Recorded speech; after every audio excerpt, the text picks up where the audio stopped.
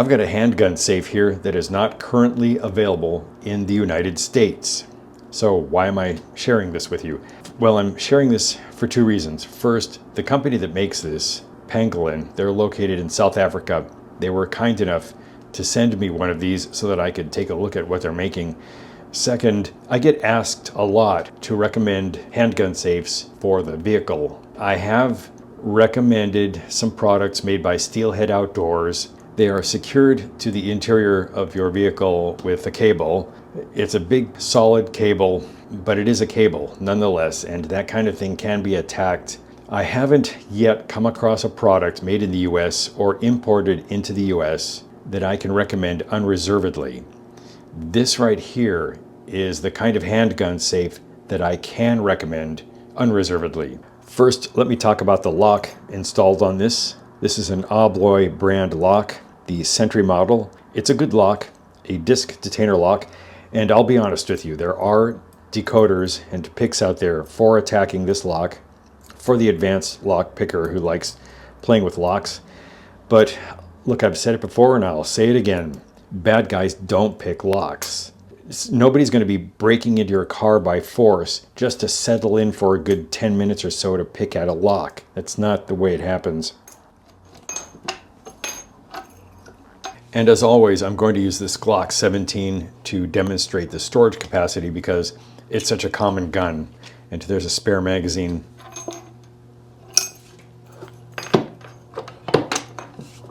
It fits. Now, here's how this safe mounts onto its mounting plate. You take the foam out, and there's a lever right here that you draw back. That pulls a couple of arms out of the way, and the arms are catching on pegs in the mounting plate. So now I can pull this up and then slide it off of the mounting plate. The way the hardware works is that these bolts go down into the center of these posts, and then these small plates are used on the backside of whatever surface you're mounting this onto. The nuts go over the end, you cinch them up, cut off the remainder of the bolts that are sticking out. Ideally, you might put a spot weld on the nut to keep that from going anywhere. You might use sealant on the holes in the bottom of the vehicle. Also, these plates right here have cuts put in them, so these can be trimmed into smaller pieces that would accommodate an irregular surface under a vehicle. And doubtless anyone looking at this can see the complications with this mounting system. Your average gun owner in the United States is not set up to do this kind of installation. I've been in contact with Pangolin.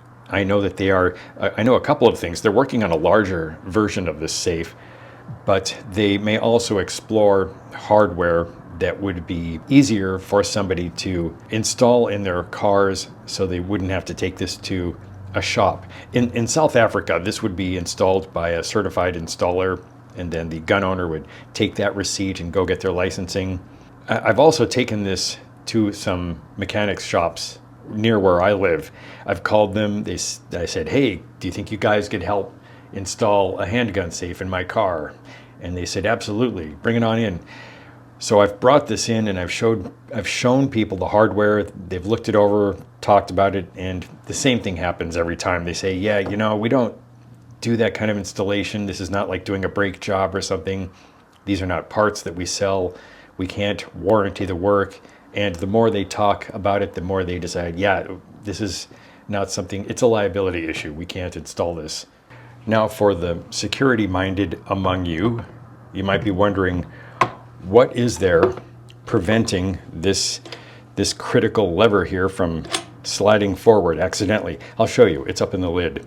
This housing, which is shielding the latching mechanism, sits right down in front of that lever that I showed you. When this is closed, that lever is butting right up against this and it's not moving. Now, this car safe has something else about it that I really like.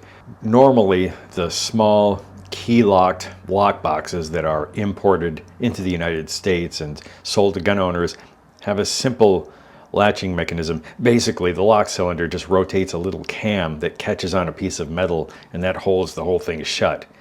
Not in this case. Unfortunately, I can't disassemble this housing. It's riveted into place. So I'll shine a flashlight in here so you can see the latch pieces being drawn out of the way by the key.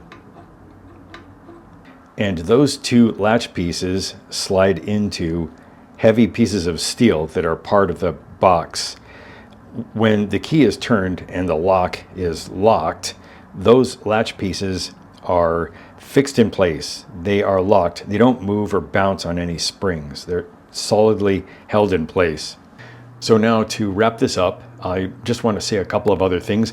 In South Africa, the gun owners who are buying these online also have the option to buy additional mounting hardware sets. This is called a dock. This plate that the safe is secured onto. You can buy additional dock sets and you can install these in different vehicles so you can take your safe with you in different vehicles. And they also sell a heavy canvas bag so you can take the safe in this and not advertise to everybody that you're carrying around a handgun safe.